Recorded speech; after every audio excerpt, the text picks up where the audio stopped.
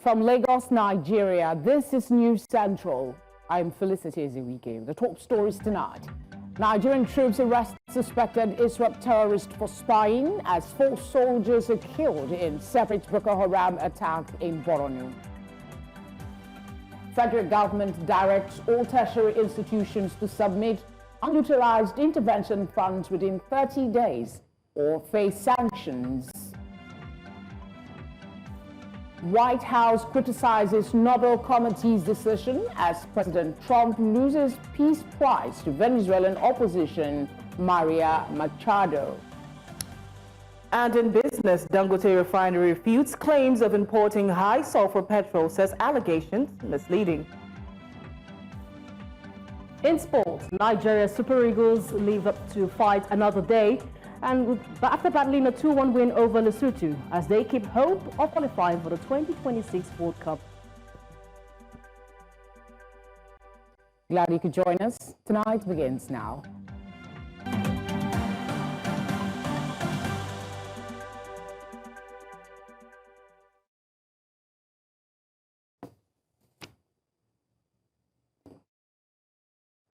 Thank you for joining us. Tonight begins in Borno State, where Nigerian troops of Operation Hadinkai were said to have repelled a major Boko Haram attack in Ngandu town, Kaga local government area, killing scores of insurgents.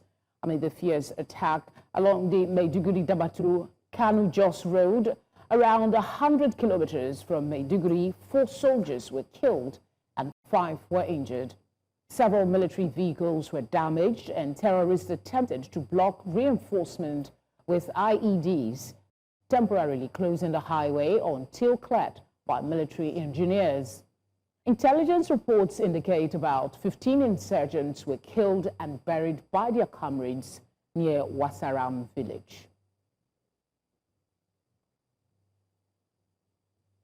Meanwhile, troops of the Nigerian army have arrested a suspected fighter of the Islamic State West Africa province, ISWAP, who was allegedly attempting to spy on soldiers in Bagat town, Kukawa local government area of Borno State.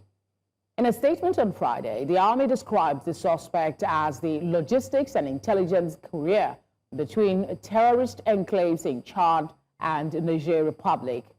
The army noted that the suspect has been handed over to 403 Amphibious Brigade for further investigation.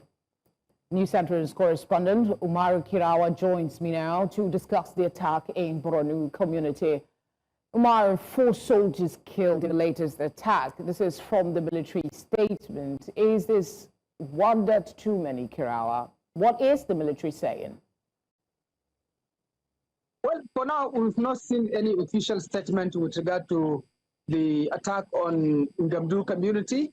However, it's a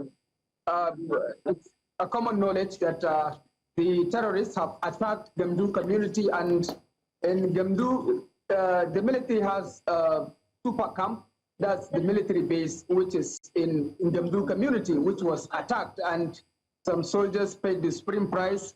However, some terrorists also paid the supreme price. In fact, the number of the terrorists that paid the supreme price from intelligence information that we're getting outnumbers the number of the military forces. However, it's to many, it's an issue that calls for renewed commitment, continued counter-terrorism efforts by the military and other security forces, not only in Borno, but in the shores of the Lake Chad, because it seems the military are winning the war against the terrorists, taking over most of the communities that were headed to in firm control of the terrorists. It was reported that the attackers were repelled. I mean, they were repelled, yet there were some damages done. Couldn't this have been prevented? What more do you know? I don't hear what you said.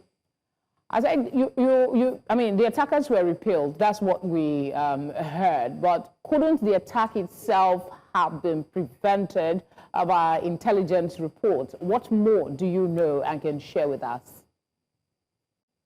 Well, the situation is somehow unpredictable in Borno, taking into consideration how the terrorists usually work.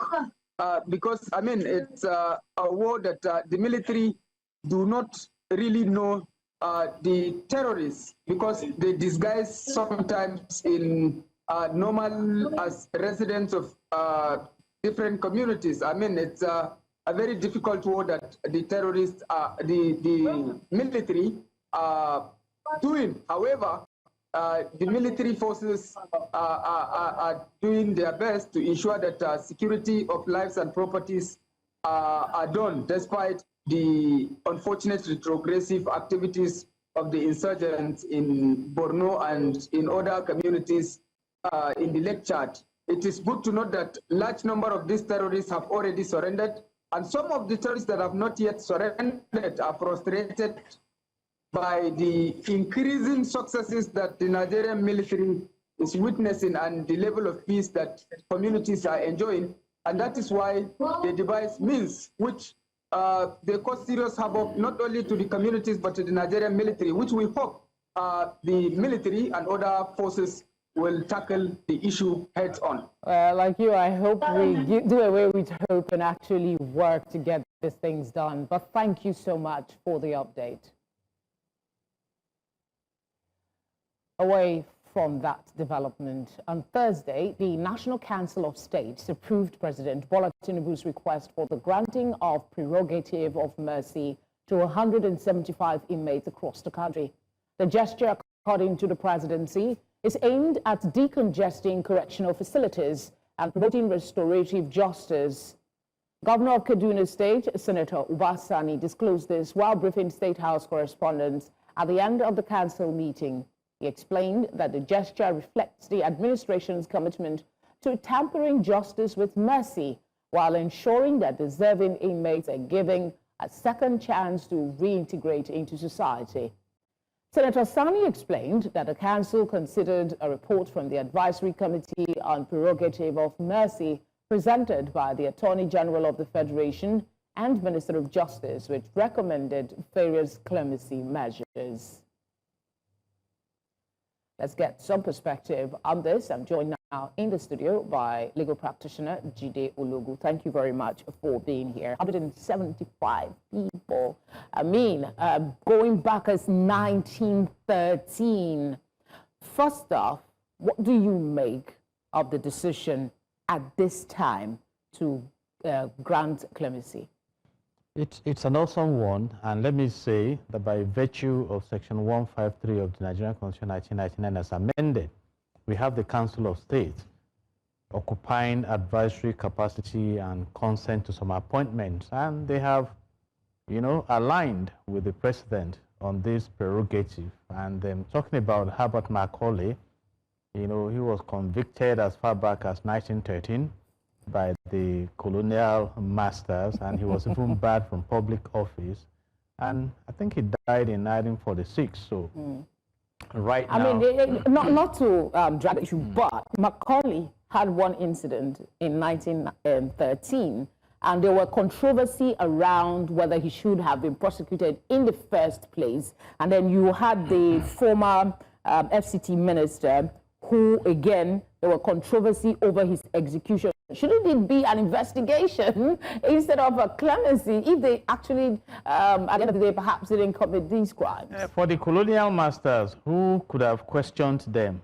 Talking about Herbert Macaulay, and then Vatsa was executed during the regime of IBB for getting involved in planning a coup, which was classified as treason, even though they were friends as children in the country. So it could have been. But granting it posthumously, though, I know that of this number, some persons' death sentences were commuted to life imprisonment. Others had their sentences reduced. Some got freedom, even though those names were not revealed. But the posthumous granting of pardon, what are your thoughts on that? And add to that, why didn't they release all the names? Is there a reason? The government should have done that wisely. But I trust journalists that the list will still be released, and the prominent names are the ones that have been rolled out. And talking about the posthumous clemency, it's not new. Recently, the president rolled the same out to Ken Saro-Wiwa and some of the Ogoni martyrs. But what the Ogoni people came up with was that some of them said you shouldn't have given Ken Saro-Wiwa clemency, but exoneration. But when Ken Saro-Wiwa was executed, by hanging with some others, it was during the regime of Abacha, who subjected them to military tribunal. So there wasn't fair hearing, and then the international community also complained. And Nigeria suffered about 3 years suspension from the Commonwealth of Nations. But now, Asiwaju Bola Ahmed Tinubu is saying that clemency has been granted. And one would have expected that going forward, we should pay more attention to sustaining the fundamental human rights and not making some of these decisions appear political. Because in the case of Ken Saro-Wiwa, it was, an activist. To interject there, there's this very pertinent question my producer put here. Just out of curiosity, there's some level of concern as to why everyone is enjoying same level of mercy. For Ken Saro-Wiwa and the Ogoni group, the call had been for exoneration, just like the case of Macaulay and Vasta, not pardon. Farouk Lawan and the recent subsidy mess. Did the president act right for everyone? You see, like I explained, when you talk of exoneration, this happened under a military regime, and the military ruled by decree. So whether it was done in line with the rule of law or not, there wasn't an opportunity to even embark on appeal. And the president, I assume, should have the prerogative to exonerate. But don't forget that some of the key players in these past activities are still alive. For instance, the claim of IBB that MKO actually won the 1993 election. So what Asiwaju Bola Ahmed Tinubu is trying to do is to bring respite to the hurt that some have been feeling. But in the case of the Ogoni community, I also express my concern from the public relations angle, because the Ogoni people perceive it as a trap or a move to resume oil exploration in that region when the environmental degradation and other advocacy points in that region have not been addressed. Yeah, so, and that is a crucial point for the government to note. Still on the table is the call for justice. And what is that justice? The deserved development for an environment that accommodates a very crucial mineral resource for Nigeria. And I think we need to move beyond all this clemency and see how, going forward, there can be commonwealth for common good of the citizens. Real justice can be seen to have been done. But just to talk of oil, I saw this in passing on social media, and I thought I would just ask you that it looks like when there are certain major issues coming up, there's something comes from the government that seems like a bit of a distraction from other issues. We know that, I mean, at the moment, gas prices are up. The oil situation is neither here nor there at the moment. And these people are now focused on the clemency, 1913, and there's a little bit of less focus on those issues. What are your thoughts? Is there any, truth to that? It's because we have an avalanche of issues jumping on each other. And some of us advised the government when Pengassan was rising up against Dangote that this will have a viral effect on our economy. And I am one of those clearly stating that we have a vulnerable economy. So you can see what the two-day two-day action has brought upon the nation right now. And the government needs to fine-tune the kind of economy we run so that some won't just rise up and take everyone for, for granted and hold us to ransom, because the plight of the citizens have been worsened by that action, which could have been prevented. Let's have clear motive and sincerity of purpose in our economic trust in the country. Thank you very much, Jide. It's always a great thing having you live in the studio. You're we welcome. appreciate you coming. It's my pleasure. Thank you. All right, coming up till tonight, it's World Mental Health Day, International Day for Global Mental Health Education Against Social Stigma. We will tell you more after this break. Do stay with us.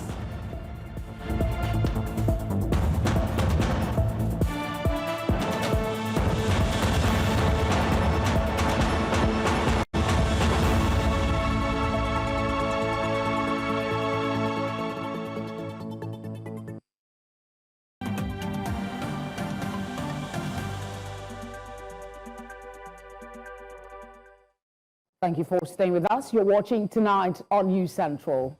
A reminder of our top stories. Nigerian troops arrest suspected ISWAP terrorists for spying as 4 soldiers are killed in separate Boko Haram attack in Borno. Federal government directs all tertiary institutions to submit unutilized intervention funds within 30 days or face sanctions.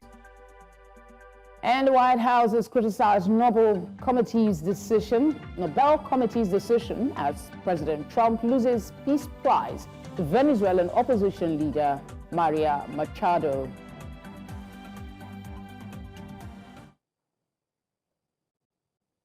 The federal government has ordered all tertiary institutions to submit detailed reports on unutilized funds received from the Tertiary Education Trust Fund within 30 days. The country's education minister, Dr. Tunji Alausa, issued the directive in Abuja, warning that institutions failing to use these funds effectively will face sanctions. Alausa highlighted concerns over large sums of unspent tent fund allocations hindering infrastructure and academic progress. He stated that unspent funds must be accounted for and may be redirected to priority projects with no carryover allowed without valid reasons. Now, in commemoration with the World Mental Health Day, a group Health Situations has launched a Safe Space campaign initiative to drive mental health awareness. This campaign seeks to create a supportive environment where individuals can openly discuss their mental health concerns without fear of judgment or rejection.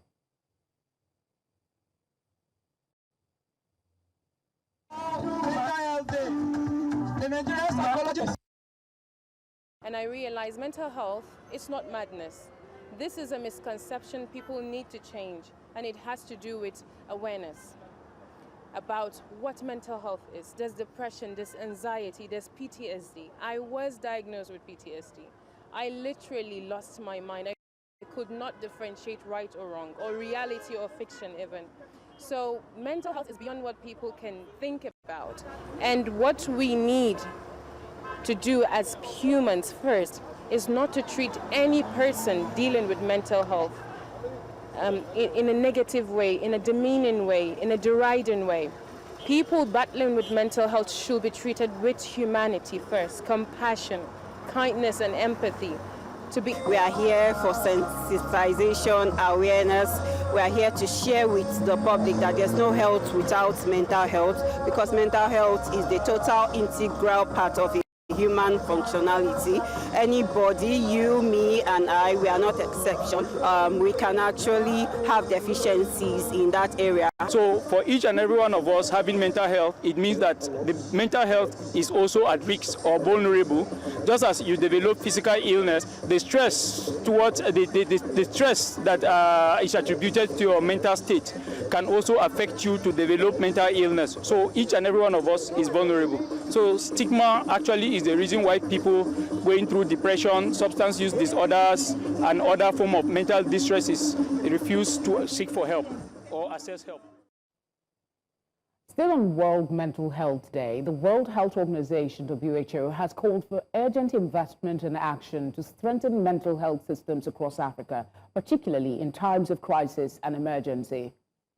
On the floor of the Nigeria Exchange and ringing the symbolic closing bell by Dr. Memuna Kadri urged more awareness on mental health. Is supposed to serve as a reminder that health is wealth and there is no health without mental health. And when it comes to Nigerian Stock Exchange, that is the heart of the nation's economy. And there's an intersection between mental health, workplace productivity, and of course, economic sustainability. Non-governmental organization has a role to play in the area of advocacy, creating awareness, because mental health is so important. Research has shown that 1 out of every 4 persons has one diagnosable mental condition or the other. In Nigeria, we're about 200 million, meaning that about 50 million may have issues. A coalition of civil society organizations working on democracy and elections in Nigeria and across Africa has urged the Senate to rigorously examine Professor George Amupiton after the National Council of State endorsed his nomination on Thursday for the chairmanship of INEC. In a statement on Friday, the coalition said the Council of State's approval does not replace the Senate's responsibility to conduct a rigorous, transparent, and inclusive screening process that inspires public trust. They called on the Senate to ensure confirmation hearings are transparent, televised, and inclusive of citizen and civil society input through memoranda, petitions, and participation.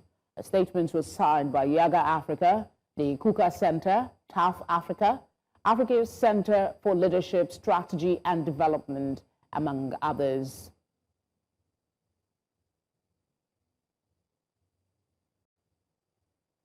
President Bola Tinubu has reaffirmed the commitment of his administration to the promise of quality and free education, which was laid by Nigeria's founding fathers. President Tinubu, represented by the Executive Secretary of Universal Basic Education, Aisha Garba, said this during the 70th anniversary of the launch of free universal primary education in Nigeria, organized by the Independent Newspapers Limited as part of the 65th Independence Anniversary celebrations held on Thursday in Lagos. News Center's Victor Mbadike has details.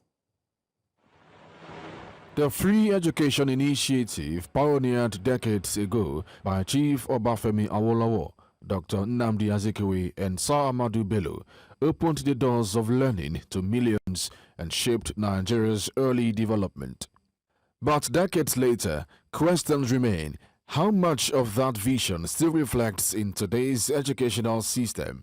At the 70th anniversary of the launch of free universal primary education in Nigeria, organized by Independent Newspapers Limited, stakeholders and national leaders at the event shared their thoughts on how that vision can be sustained and why Nigeria must rediscover the power of learning.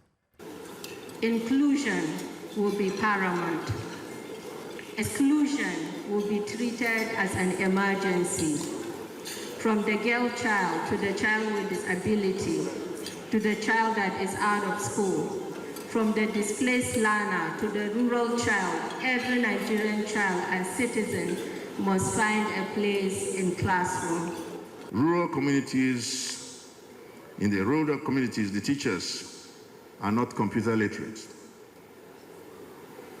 I therefore propose that the federal government, all state governments, and all the 774 local government areas in the country to jointly work on pooling funds together to ensure that every teacher in these communities have access to computers. They say improving education requires more than policies. It needs passion, innovation, and accountability. How are the governors handling this? What is their agenda for education? 80% of the time when people go out to campaign, I don't hear them talking about education at primary level. We need education to improve in Nigeria. They are the one that the hems of affairs, they are the one that they do the budget for education. So we want them to come here so that they can listen and go back in time and copy the the founding fathers. A chunk of our resources should be devoted to developing the minds of the younger ones. It's good to build hospitals, it's good to build bridges, but who will man those hospitals if you don't have educated children? Stakeholders agree the legacy of free education must move from history books to policy action. In Lagos, for News Central, Victor Mbadike. Still ahead tonight, United Nations intervenes in Madagascar crisis, warns government against applying force on protesters. Details after the break.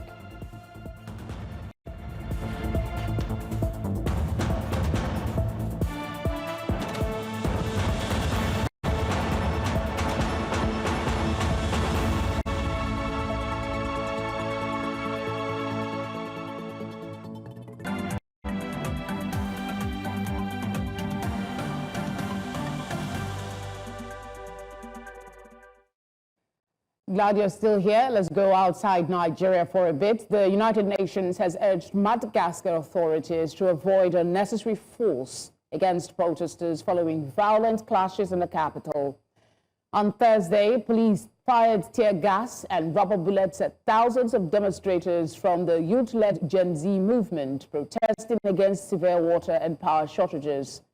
The unrest, ongoing for 2 weeks, has left at least 6 injured, with reports of one man beaten unconscious by security forces using armored vehicles to disperse crowds. Despite a largely calm Friday, parts of the capital remain condoned of as tension persists. Islamic militants launched a new attack in northern Mozambique's Palma on Friday, killing at least 3 people and kidnapping 11 children, including 7 girls taken from their home. This marks the first assault on Palma since the deadly 2021 raids that killed over 800 people and forced the halt of Total Energy's major LNG project nearby. Around 15 insurgents struck shortly after midnight, entering multiple houses. The Islamic State group claimed responsibility, confirming 1 killed and 1 kidnapped. Local officials and conflict monitors report ongoing violence near Mozambique's border with Tanzania. Elections are coming up in Cameroon, and supporters of Issa Bakari filled the streets of Maroua in northern Cameroon, rallying ahead of the October 12th presidential election. The region, home to over 1.2 million voters, is seen as a key battleground. Meanwhile, 92-year-old President Paul Biya is expected to secure an 8th term despite growing questions about his health and leadership. He has ruled since 1982, and critics accuse the government of suppressing credible opposition, including the barred candidacy of Maurice Kamto, with 11 fragmented challenges. Biya's continued rule appears likely, though disillusionment is rising among young voters facing economic pressure. Some still support him, citing his experience, while others express frustration over the lack of change. African affairs analysts Victor Okai and Achike Chude join me now in the build-up to the presidential election in Cameroon. Good to have you both here tonight. Let me start with you, Achike. I mean, a 92-year-old man who has been president since 1982 is planning to contest in an area where people said from 2018 they were too scared to come out to vote. What should that tell us about the stakes in this election? Well, the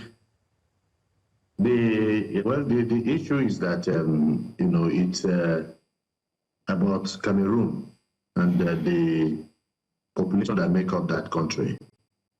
If it were not so tragic, one would be laughing at what is going on today. And this is not a good advertisement for Africa and for Cameroon. It's not because the man is old. But it is because, everybody knows that what you have in Cameroon in the name of election is not election, it's about selection. Even the Cameroonians that are going to come out to participate in this process will be doing that with a lot of misgiving, with a lot of belief that the results are already known. And that is usually what happens in a dictatorship, where the voices of the people are not heard. So the voices of Cameroonians have not been heard for a very, very long time. Don't forget that we used to have a term limit. Cameroon used to have a term limit for presidents, but on his own, Biya just went and scrapped it because he had a plan to stay there till death does him up. Separates him, from that seat. The other day, because of the campaigns and the elections, because there was nowhere to be seen. But what people were doing was to go around Cameroon with his photograph, and that is the height of unconscionable perfidy.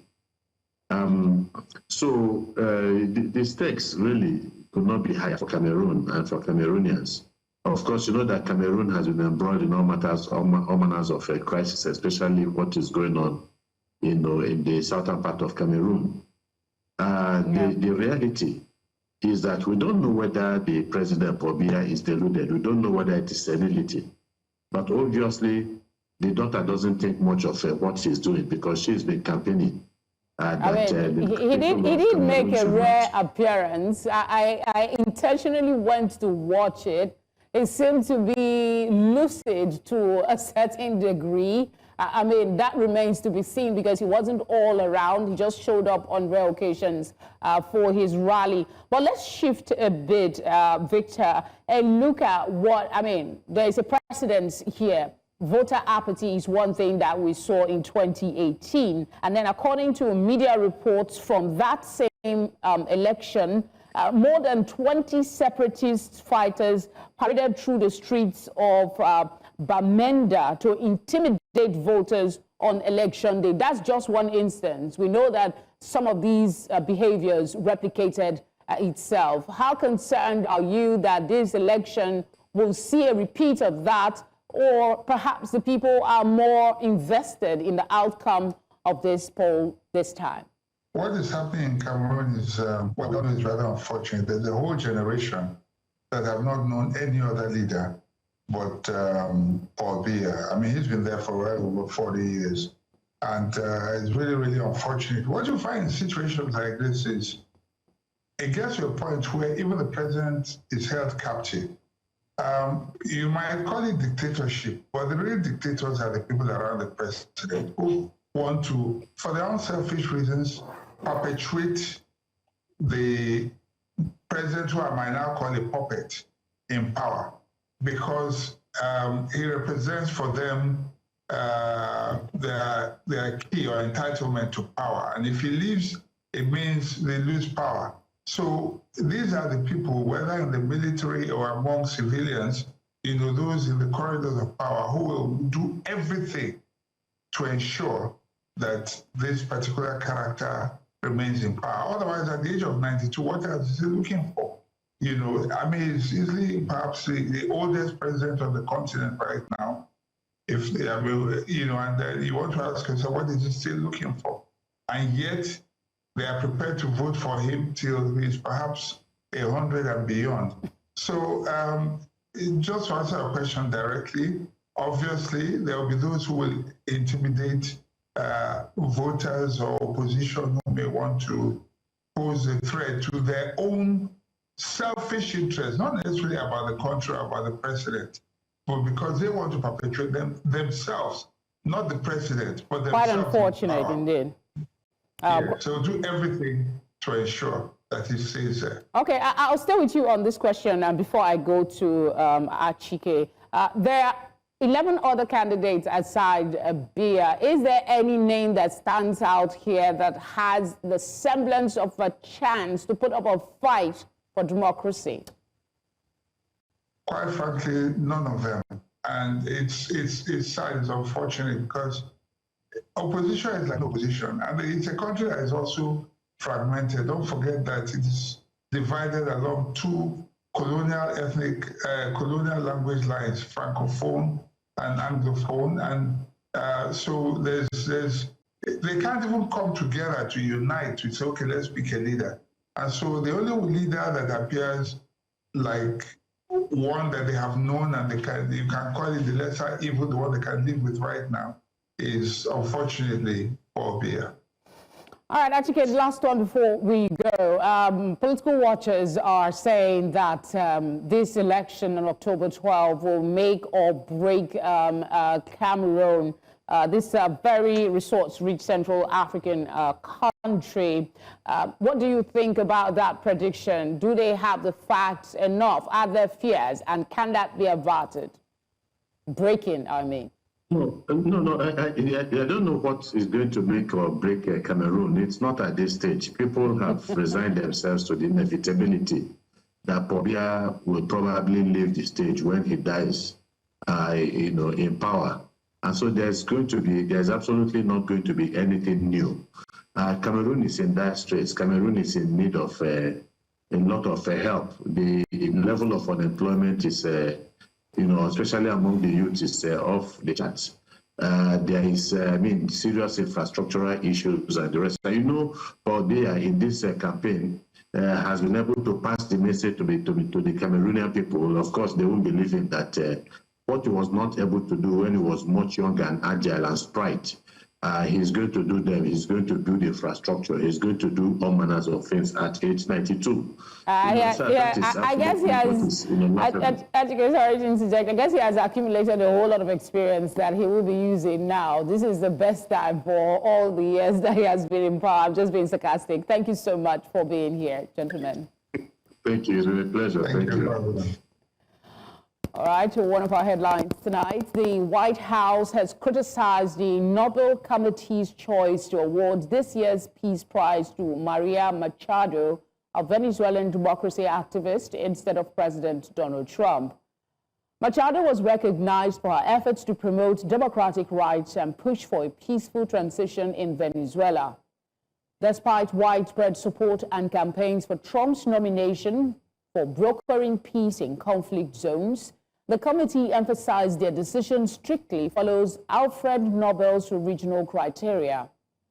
Meanwhile, Machado has dedicated the award to the people of Venezuela and President Trump for his decisive support for her country's pro-democracy movement.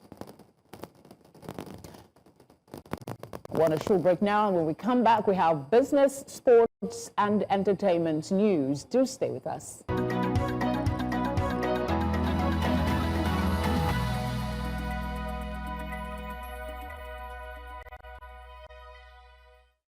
The Dangote Petroleum Refinery has debunked reports alleging it imports petrol with high sulfur content into Nigeria. It describes the claim as false and malicious. In a statement on Friday, the company clarified that the cargo in question is an intermediate feedstock, not finished petrol, and will be refined at its facility to meet Nigerian and international quality standards. It explained that processing various crude oils and feedstocks is standard global practice for optimizing efficiency and output quality. The Dangote firm reaffirmed its strict compliance with regulations and noted that its export to the U.S. and Europe reflect adherence to the world's highest fuel quality benchmarks. The Nigeria Extractive Industries Transparency Initiative has disclosed that oil companies and some government agencies owe the Federation about 1.5 trillion naira in unremitted oil and gas revenues. NIET's Executive Secretary, Dr. Orji Ogbonnaya Orji, made this revelation during the 2025 NIEC Energy Conference in Lagos, noting that the debts were uncovered in the agency's 2021 to 2022 oil and gas industry reports. The reports show Nigeria earned $23.04 billion in 2021 and $23.05 billion in 2022, yet several entities failed to remit due revenues to government coffers. Dr. Orji emphasized that recovering these funds could substantially boost the national investments in energy infrastructure, education, and healthcare. All right, moving on to the stock market report. The Nigerian exchange closed positive today as the all-share index advanced by 0.54%. settling at 146,988.04 points and closing strong at 93.29 trillion naira. Now, sectoral performance today was quite mixed, with banking closing at 0.08%. Insurance was also down 1.3%. Oil and gas down by 0.14%. Consumer goods was up a modest increase, but up nonetheless by 0.02%. And industrial goods is leading the scoreboard, up by 2.84%. And that's a wrap on today's stock market report. The NGX ended on a positive note, driven by gains in industrial stocks, while the financial and energy sector saw slight declines, with the all-share index up 0.54%. Investor sentiment remains cautiously optimistic. As always, market dynamics continue to reflect broader economic signals. That's all on Business Tonight. My name is Chamun Dabeng. Coming up next is Onyinye with sports.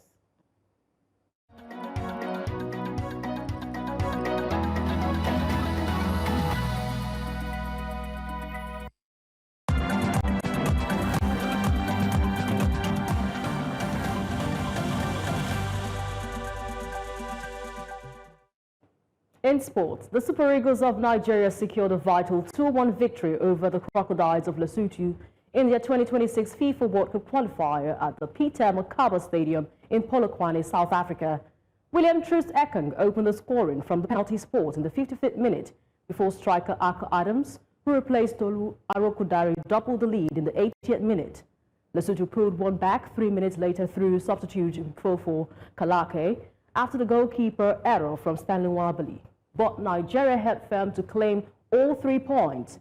The win keeps the Super Eagles of Nigeria their qualification hopes alive as they continue to close the gap, leaders with Benin Republic and second place South Africa.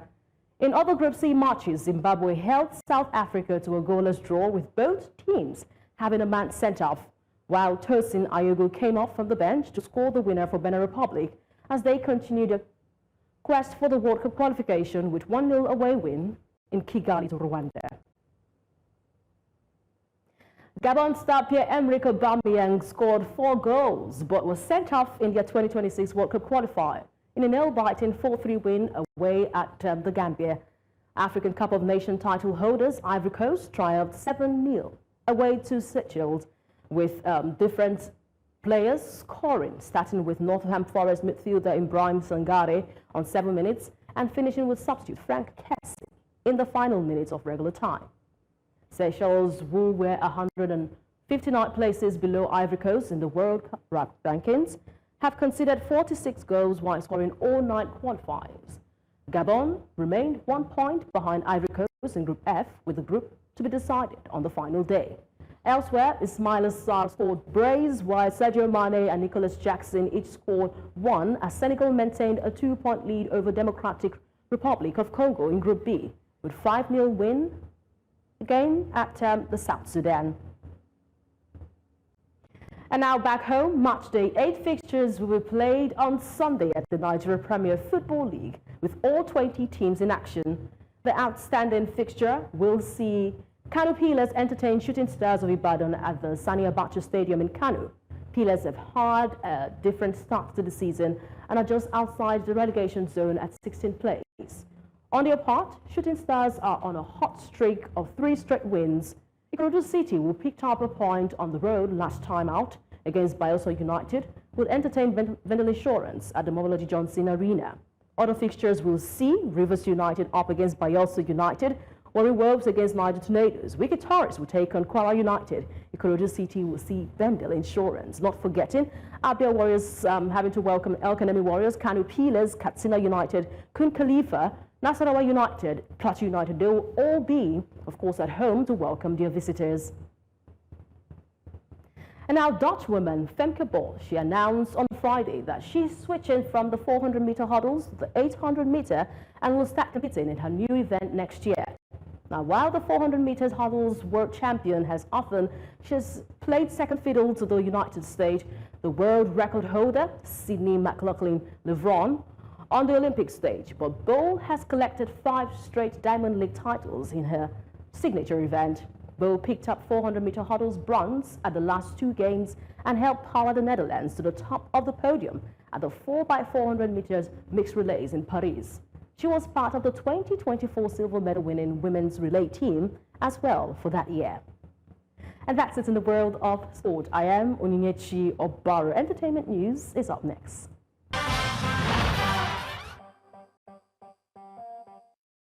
All right, we apologize for that abrupt interruption. Now, moving on, Afrobeats diva Tiwa Savage is setting the record straight. The singer has denied claims suggesting that she sabotages fellow female artists in the industry. Now, in a recent interview, Tiwa Savage said she's all about uplifting women, not tearing them down. And she pointed out her collaborations and mentorship of rising acts as proof of her support for female talent, urging fans to stop fueling rivalry narratives. And she also emphasized that unity among women is key to pushing Afrobeats forward. Now we're going to move on to our next story for tonight, and this one is about Taylor Swift, who has made music history again. Now, Taylor Swift continues her global domination as her latest album, The Life of a Showgirl, smashes multiple UK chart records. The project recorded over 250,000 sales in its first week, making it the biggest opening since Ed Sheeran's Divide in the year 2017. Now, this milestone marks Swift's 12th UK #1 album, solidifying her reign as one of the most powerful forces in pop music. Now, fans and critics alike praise the album's cinematic storytelling and, of course, its bold production, celebrating it as another era-defining moment for the pop icon. So now it looks like Taylor Swift has officially entered her legend era in music. Now that does it on entertainment news for tonight. My name is Kate Adiogo.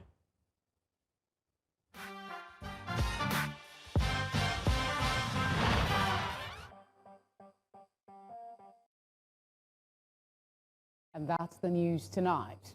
Would love to hear from you, get feedback and comments. Do share them using the Eyewitness Report number showing now on your screen. You can follow us on all social media platforms as well at News Central TV. You can watch News Central live on DSTV channel 422, GoTV channel 23, Star Times channel